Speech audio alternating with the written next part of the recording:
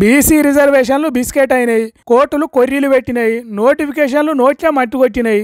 ఇక రాజకీయ పార్టీలు మీ పార్టీ చేయబట్టే బీసీలకు అన్యాయం జరిగిందంటే లేదు మీ పార్టీ మోసం చేసిందని ఒక పార్టీ మీద ఇంకో పార్టీ లీడర్లు దుమ్మెత్తి పోసుకుంటున్నారు.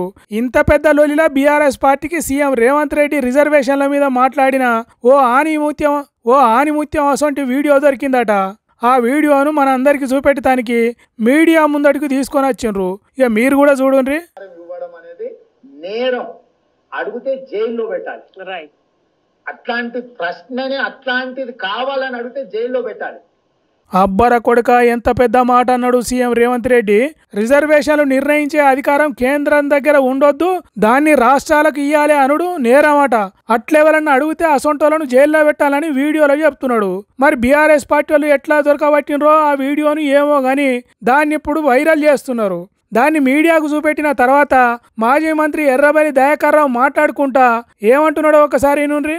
ఈ రిజర్వేషన్ గట్ట మొదలు మాట్లాడిన మాట, రాష్ట్రానికి అధికారం లేదు, ఎవరన్నా రిజర్వేషన్లు అడిగితే జైలు పెట్టాలని ఎవరన్నారు?